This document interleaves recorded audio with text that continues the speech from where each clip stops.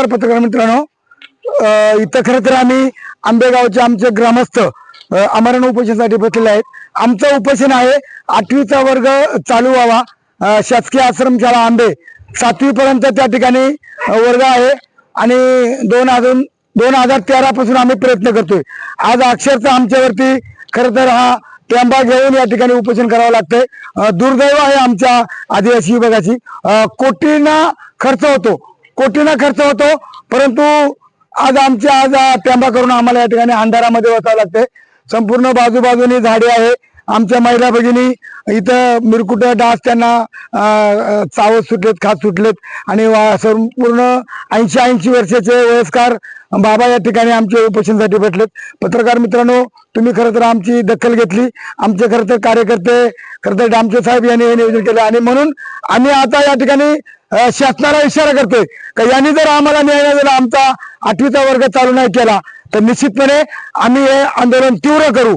आम्ही हे टेंबा घेऊन आंदोलन करतोय पण आम्हाला धरपकड मोर्चा काढावा लागेल, खाली डोक्यावर पाय करावं लागेल या सरकारचे, या अधिकाऱ्यांचे.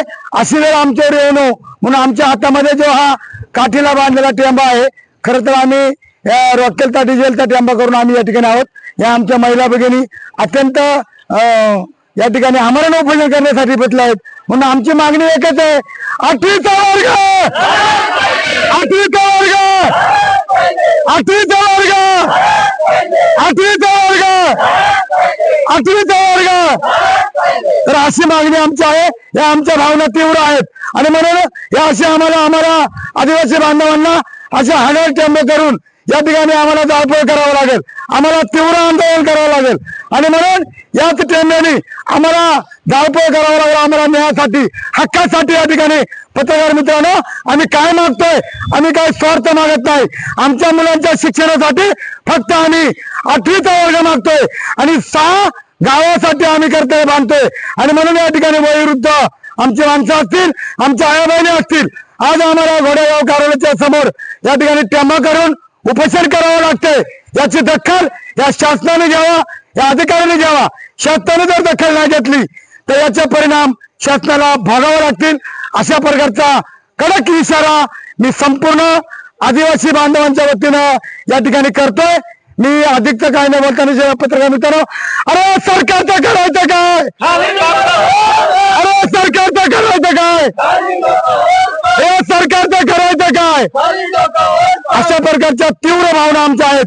आम्ही जे बोलतोय हे आमच्या विद्यार्थ्यांसाठी, आमच्या शाळेसाठी बांधतोय. आम्ही कुठल्याही या ठिकाणी स्वार्थ नाही. म्हणून पत्रकार मित्रांनो, आपण सुद्धा मीडियाच्या माध्यमातून या ठिकाणी रात्री 10 वाजता आले. आपण या ठिकाणी मीडियाच्या माध्यमातून कॅमेऱ्यामध्ये बघू शकतोय. इकडे पलीकडे झाडी आहे.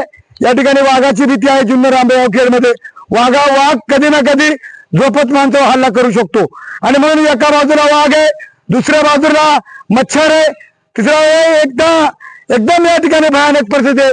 कुठल्या प्रकारचा इथं उजेड नाही, लाईट नाही.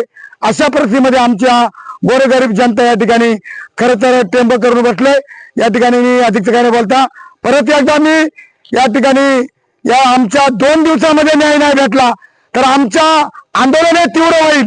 इथं उपोषणला एवढे माणसं भेटल्या 100, हजाराच्या संख्येने लोक धरपकड मोर्चा काढतील, आंदोलन करतील. अशा प्रकारचा इशारा संपूर्ण पुणे जिल्ह्यातून, महाराष्ट्रातून असणाऱ्या संपूर्ण आमच्या जेवढ्या आदिवासी संघटना आहेत त्या येऊन या ठिकाणी तीव्र आंदोलन करतील. जय हिंद, जय महाराष्ट्र, जय आदिवासी. लांडे साहेब, आपल्या माध्यमातून काही अधिकाऱ्यांशी संपर्क झालाय का? आम्ही अधिकाऱ्यांची सकाळी 11 वाजेपासून संपर्क करतोय. आम्ही ATC कार्यालयाशी करतोय. आम्ही आयुक्त नाशिकच्या मॅडमला फोन केला. आयुक्त मॅडमनी खरं तर फोन उचलला नाही. आम्हाला त्याचं खरं तर हे वाटलं आणि खरं तर आम्ही उद्या आज आदिवासी मंत्र्यांना पण फोन केला. आदिवासी मंत्र्यांचा फोन लागला नाही. उद्या आम्ही दिवसभर प्रयत्न करणार आहेत.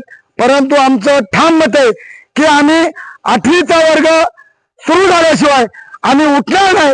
अशा प्रकारची आमच्या ग्रामस्थांची आणि आमच्या महिलांची मागणी आहे. आपलं शिष्टमंडळ त्यांना भेटायला गेलं होतं तर त्यांना काय रिप्लाय दिला?